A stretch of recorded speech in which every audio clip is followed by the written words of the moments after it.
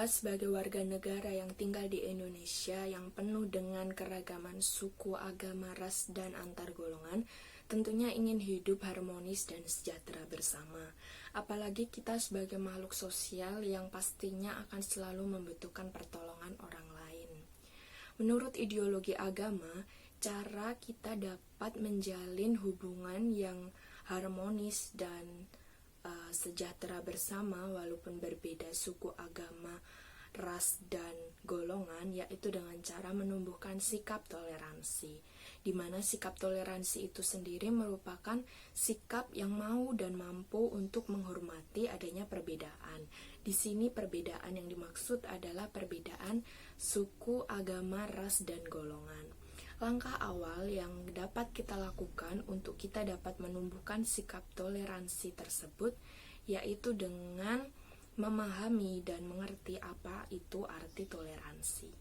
Sedangkan menurut ajaran agama saya yang beragama Kristen, cara untuk menjalin relasi supaya bisa harmonis dan sejahtera walaupun berbeda sara, suku, agama, ras, dan golongan, yaitu dengan mengikuti teladannya dan memancarkan kasihnya di tengah masyarakat yang berbeda sara, suku, agama, ras, dan golongan. Seperti yang diajarkan Tuhan Yesus dalam Yohanes 13 ayat 34-35. Pada ayat yang ke-34, dia berkata bahwa aku memberikan perintah baru kepada kamu, yaitu supaya kamu saling mengasihi. Sama seperti aku telah mengasihi kamu, demikian pula kamu harus saling mengasihi. Yang kemudian dilanjutkan dengan ayat 35, yaitu dengan demikian semua orang akan tahu bahwa kamu adalah murid-muridku, yaitu jikalau kamu saling mengasihi. Kita hendaknya mengasihi semua orang, menjadi pendengar yang baik, memperlihatkan kepedulian kita terhadap ketulusan kepercayaan mereka, dan kita hendaknya menjadi orang yang selalu berniat baik dalam peristiwa apapun itu untuk menolak segala penganiayaan yang berhubungan tentang ras, suku, maupun kepercayaan. Dengan mengikuti teladan Sang Juru Selamat, yaitu hidup dengan tidak bercela, kita bisa memperlihatkan kasih Kristus di tengah masyarakat yang berbeda suku, agama, ras, dan golongan. Dimana ketika kita bisa saling mengasihi antar sesama, maka sikap toleransi itu pun akan mengikutinya.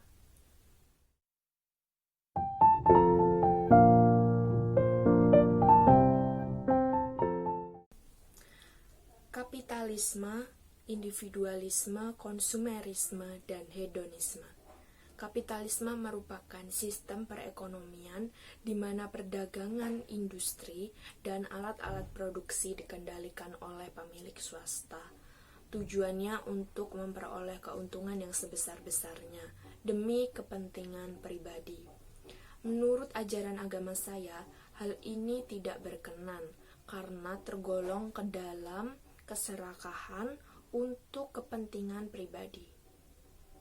Seperti yang dikatakan dalam Matius 6 ayat 19-21, ayat 19, janganlah kamu mengumpulkan harta di bumi ngengat dan karat akan merusaknya, dan pencuri membongkar serta mencurinya. Ayat 20, tetapi kumpulkanlah hartamu di surga ngengat dan karat tidak merusaknya, dan pencuri tidak membongkar dan mencurinya.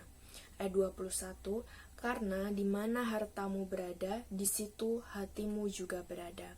Jadi kapitalisme ini berkaitan tentang kekayaan dan keuangan, dan juga seperti yang dikatakan dalam 1 Timotius 6 ayat 9-10 di ayat ke-9, tetapi mereka yang ingin kaya terjatuh ke dalam pencobaan, ke dalam jerat, dan ke dalam berbagai-bagai nafsu yang hampa dan yang mencelakakan, yang menenggelamkan manusia ke dalam keruntuhan dan kebinasaan. Ayat 10, karena akar segala kejahatan adalah cinta uang.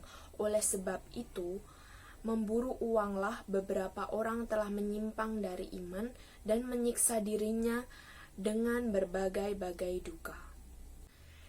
Dalam Kejadian 1 ayat 28, Allah memerintahkan kita untuk menaklukkan dan menguasai bumi. Namun karena adanya dosa, banyak daerah di dunia ini yang berkekurangan dan miskin. Walaupun Allah sendiri memerintahkan kita untuk menguasai dan menaklukkan bumi, tapi hendaklah kita bisa menjadi pengelola yang baik dalam mengelola seluruh sumber daya yang ada di muka bumi ini.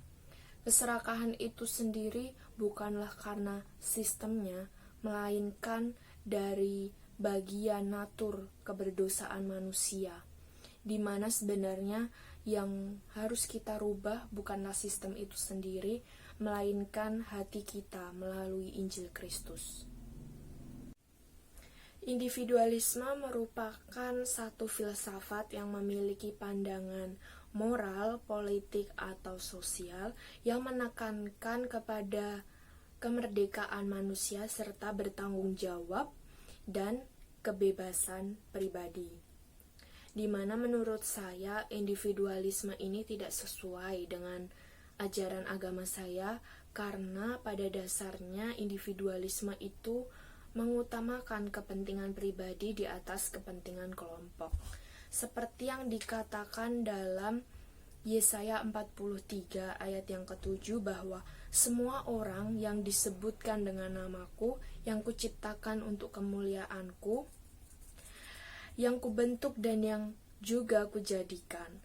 Allah menciptakan umat manusia itu untuk memuliakannya, bukan hanya untuk kepentingan pribadi. Fokus yang benar ialah melakukan yang terbaik bagi Allah untuk kemuliaannya serta untuk pekerjaan tangannya.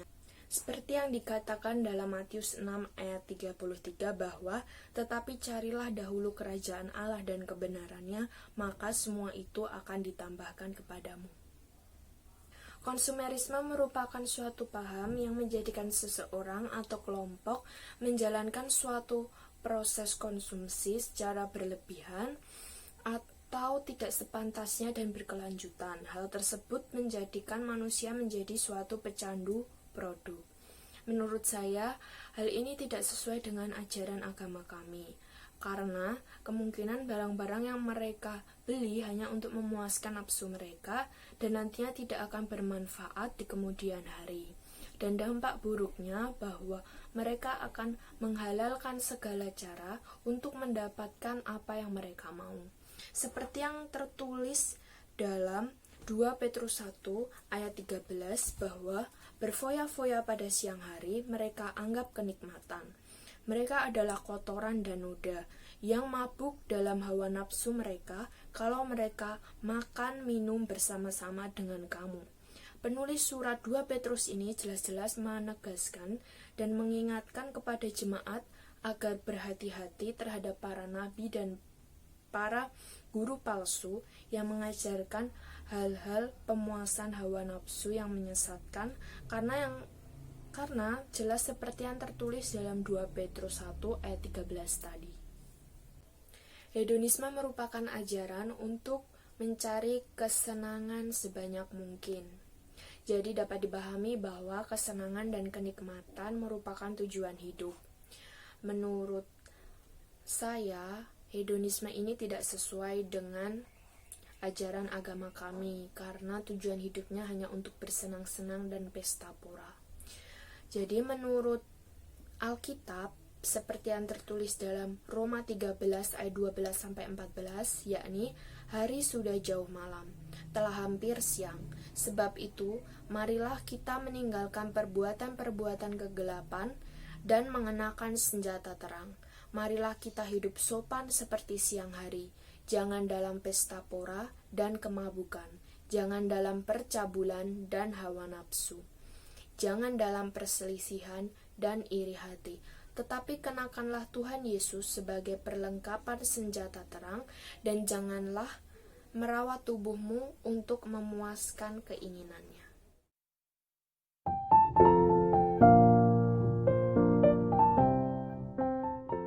Mengambil kisah 10 tulah Tuhan, di mana tokoh Alkitab yang sombong sehingga Tuhan hukum, yaitu Fir'aun.